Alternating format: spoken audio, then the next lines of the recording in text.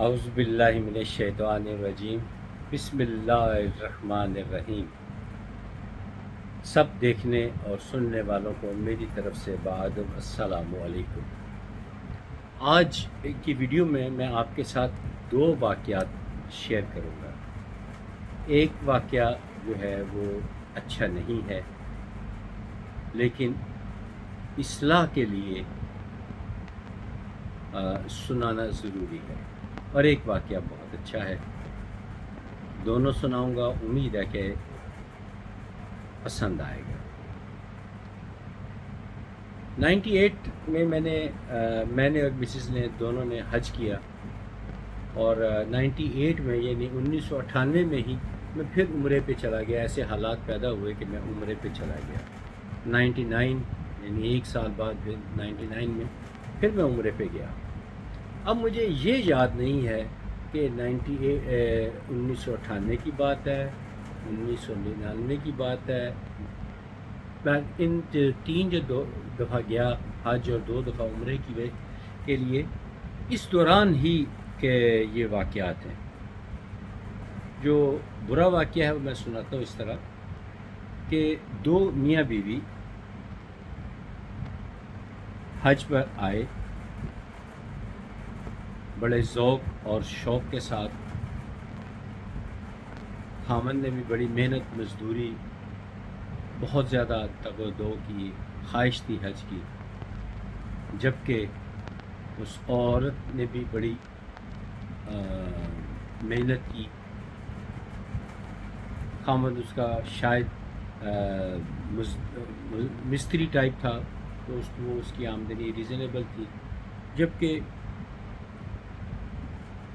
خاتون جو تھی وہ اس کا کام یہ تھا کہ جب کوئی خاتون فوت ہو جاتی تو اسے وہ غسل دیا کرتی تھی۔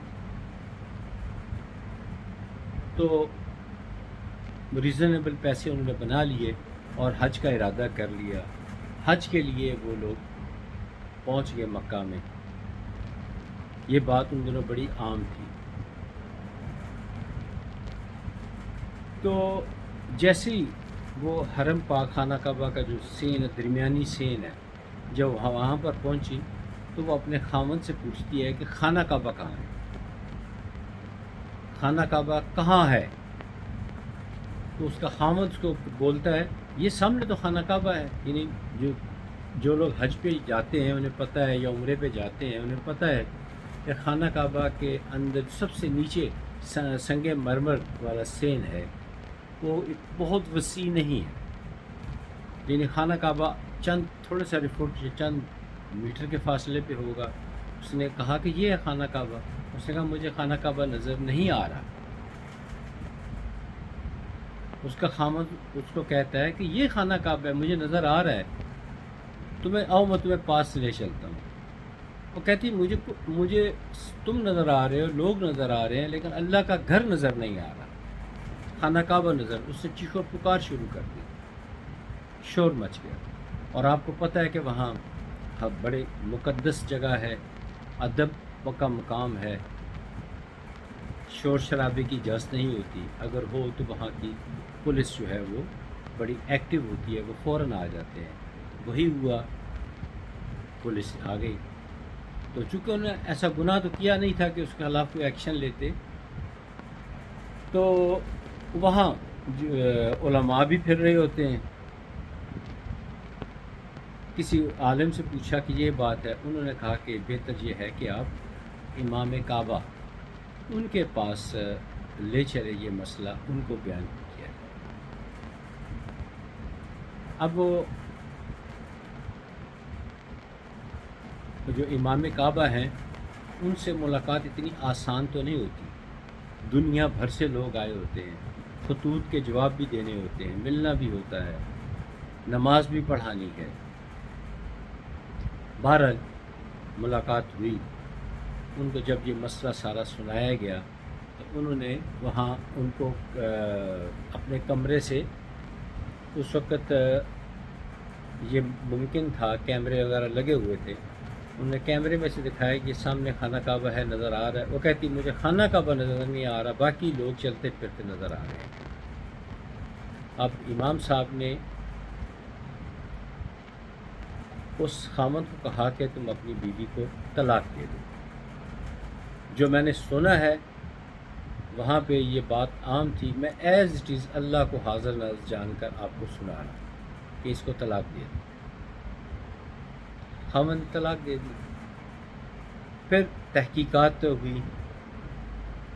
پوچھا کہ تم خود اپنے یہ تم اللہ کے گھر آئی ہوئی ہو, اللہ کے گھر آئی ہوئی ہو, یہاں معافی کی گنجائش زیادہ ہے. اللہ کی مہمان بھی ہو. جو تمہارا گناہ ہے وہ تمہیں پتہ ہے کیا گناہ کیا ہے, کیا گناہ کبیرہ کیا ہے, بتا دو. تو وہ بتاتی ہے کہ میں اچھے بھلا خاتون جو عورت فوت ہوتی اس کو غسل دیتی اور اس کو کفن پہناتی تھی. پھر میرے ساتھ ایک جادو کرنے والے نے رابطہ کیا. جادو کرنے والی نے کسی ایک نے رابطہ کیا کہ جب کوئی فوت ہو جائے عورت, اس کو جب غسل دے رہی ہو تو ہم تمہیں ایک تعویذ دیا کریں گے. تم نے کسی بھی طریقے سے آنکھ چرا کر اس کے منہ میں وہ تعویذ ڈال دینا ہے. تعویذ تو پھر قیامت تک جو ہے وہ قبر میں رہے گا. یعنی برا کام, انتہائی برا کام, بدترین کام, ناقابل معافی گناہ. استغفر اللہ استغفر اللہ استغفر اللہ. جو جادو کرے اس کا ہمارا دین اسلام سے کوئی تعلق نہیں ہے. وہ مرتد ہے, وہ کافر ہے. اسے دوبارہ کلمہ پڑھنا پڑے گا, توبہ کرنی پڑے گی, تائب ہونا پڑے گا. اس نے کہا کہ میں یہ کرتی رہی. کہ کتنے بندوں کو کیا ہے؟ کہتی مجھے یاد نہیں ہے. تعداد بہت زیادہ ہے. ایک آدھ ہو تو چلو نکال بھی لیا جائے, 2 4 5 10 ہوں تو نکال لیا جائے. پتہ ہی نہیں, کہتے میں تو بڑے عرصے سے یہ کر رہی ہوں. بہرحال کچھ لوگوں نے یہ جو میں بات آپ کو سنا رہا ہوں یہ بھی لوگوں کی بتائی ہوئی ہے, یہ کسی کتابی شکل میں نہیں ہے. لیکن یہ وہاں لوگ ذکر عام کر رہے تھے اور مستند لوگ ذکر کر رہے تھے. یعنی مستند سے مراد جو ہوٹل جہاں ٹھہرے تھے وہاں کے جو مالکان یا جو سٹاف ہے وہ اس بات کا بھی ذکر کرتے تھے اور نشاندہی بھی کرتے تھے کہ اس فلاں ہوٹل میں وہ ٹھہری ہوئی تھی عورت, تو اس عورت کی وہیں پر ڈیتھ ہو گئی تھی.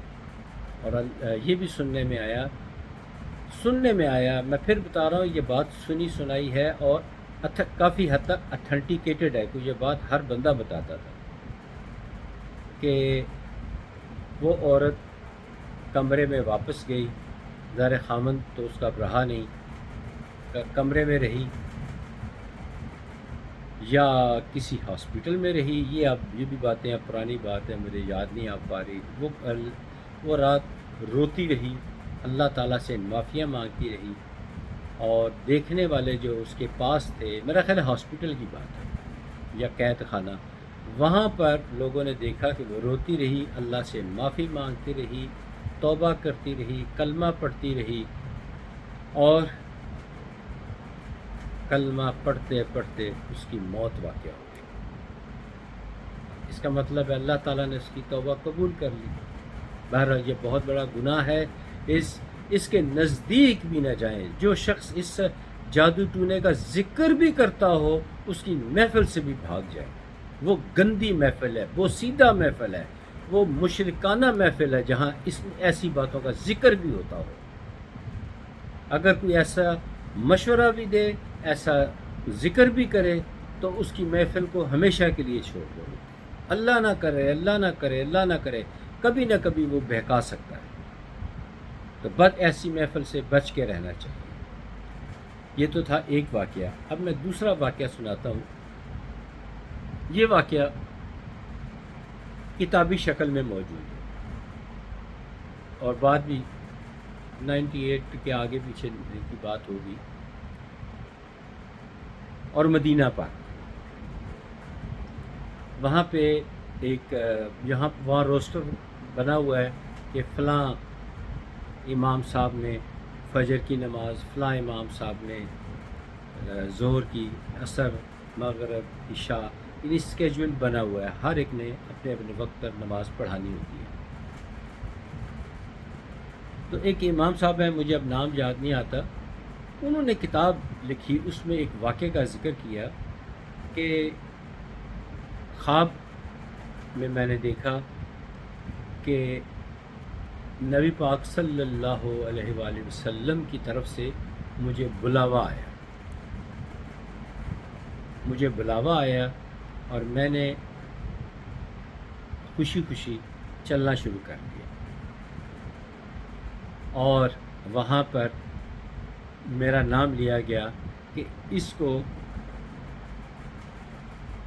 مسجد نبوی میں امامت دے دی جائے۔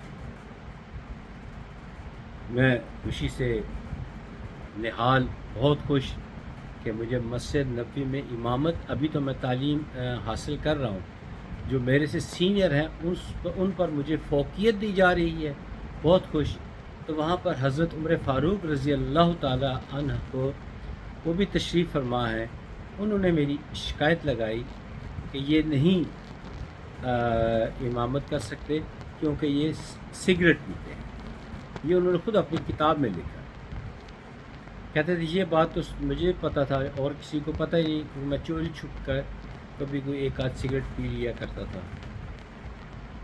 تو جب خواب میں یہ ساری باتیں ہو رہی تھی تو میں مایوس ہو گیا کہ یہ خواب کی بات ہے، تو خواب میں مایوس ہو گیا کہ مجھے اب نہیں لگایا جائے گا امام مسجد نبوی کا۔ تو میں نے وہیں رونا شروع کر دیا خواب میں ہی، اور دل میں عہد کیا کہ میں آئندہ کبھی سگریٹ نہیں پیوں گا۔ کیا تو اس کے خواب تھی، اٹھا، روٹین کے مطابق اٹھا، فجر کی نماز پڑھی، وہاں کے جو امام بننا ہوتا ہے مسجد کا، وہ ٹریننگ کا حصہ ہوتا ہے کہ وہ اشراق کی اور چاشت کی نماز جو ہے وہ بھی پڑھتے ہیں۔ تو چاشت اور اشراق کی نماز پڑھنے کے بعد انہیں ایک محکمہ ہے ان کا مذہبی امور کا، وہاں سے بلاوا آیا، روٹین کا بلاوا آتا رہتا ہے، وہاں پہ وہ گئے تو انہیں بتایا گیا کہ آپ کو مسجد نبوی کا امام مقرر کر دیا گیا ہے۔ کہتے پھر میں نے زندگی بھر تھوڑا ہی عرصہ ہوا تھا، کہتے جب سے میں امام لگا ہوں میں نے سگریٹ نہیں پیا۔ ثابت یہ ہوا کہ مسجد نبوی یا خانہ کعبہ میں امام ان لوگوں کو لگایا جاتا ہے جس پر کسی قسم کی کوئی ایڈکشن نہیں کرتے، دنیاوی ایڈکشن نہیں ہوتی، وہ صرف اللہ اور اللہ کے رسول ان کے احکامات پر عمل کرتے ہیں، پاکیزہ زندگی گزارتے ہیں، ان کے چہرے دیکھیں کتنے نورانی ہوتے ہیں۔ مجھے ایک دفعہ خانہ کعبہ کے سامنے ایک پلازا ہوتا تھا، میں دوبارہ گیا تو پلازا ہے ہی کوئی نہیں، جو میں اب ریسنٹلی گیا ہوں تو وہاں پلازا ہے، ہر چیز ہی بدل گئی۔ ایک قلعہ ہوتا تھا 98 میں، وہ بھی اس کا نام و نشان نہیں، وہاں کئی محل اور ہوٹل بن گئے ہوئے ہیں۔ تو وہاں ایک سامنے مارکیٹ ہوتی تھی بن ہر یا بن اس طرح کر کے، کوئی بن لادن جس طرح کر کے کوئی پلازا تھا، تو وہاں میں نے دیکھا کچھ سیکیورٹی والے کافی کھڑے تھے۔ مجھے شک پڑا کہ امام صاحب تو نہیں یہاں تشریف لائے ہوئے، دیکھا تو واقعی ہی امام صاحب وہاں مارکیٹ سے کوئی چیزیں خرید رہے تھے۔ تو میں بھی شوق کا نہیں، تو وہاں کی پولیس بہت سخت ہے، ڈر بھی بہت لگتا ہے۔ میں ڈرتے ڈرتے کھڑا ہو گیا سائڈ پہ، وہ ایسکلیٹر کے ذریعے نیچے اترے تھے، میں دوسری طرف سے بہت تیزی سے نیچے اترا، تو تقریباً کم و بیش 1-2 فٹ کے فاصلے سے میں پہلے پہنچ گیا، اور میں نے ہاتھ ملانے کے لیے آگے ہاتھ کیا تو انہوں نے کمال شفقت کی کہ انہوں نے دونوں ہاتھوں سے میرے ہاتھ ملا لیے۔ تو مجھے بہت زیادہ خوشی، جو مجھے آج تک اچیومنٹ اللہ تعالیٰ نے دی ہے، اس میں یہ بھی میں سمجھتا ہوں کہ یہ وہ ہاتھ ہیں جو حرم پاک میں خانہ کعبہ کی دیوار کو بھی لگتے ہیں، حجر اسود کو بھی لگتے ہیں، خانہ کعبہ کے اندر بھی جاتے ہیں، ان ہاتھوں کو میرے ہاتھوں نے مس کیا۔ مجھے اس بات پہ فخر ہے۔ اللہ تعالیٰ آپ سب کو بھی اس بات کی توفیق عطا فرمائے۔ آمین ثم آمین۔ اللہ تعالیٰ سے دعا ہے کہ ہمیں نیک کام کرنے کی توفیق عطا فرمائے اور دوسروں کو بھی نیکی پر چلنے کی ہدایت کرنے کی توفیق عطا فرمائے۔ ایسے اعمال اللہ تعالیٰ ہم سے کروا لے کہ ہم اللہ تعالیٰ کو پسند آ جائے، اللہ تعالیٰ ہم سے راضی ہو جائے، اللہ تعالیٰ ہم سے راضی ہو جائے، اللہ تعالیٰ ہم سے راضی ہو جائے، اور جب اس دنیا سے جائیں تو اللہ ہم سے راضی ہو۔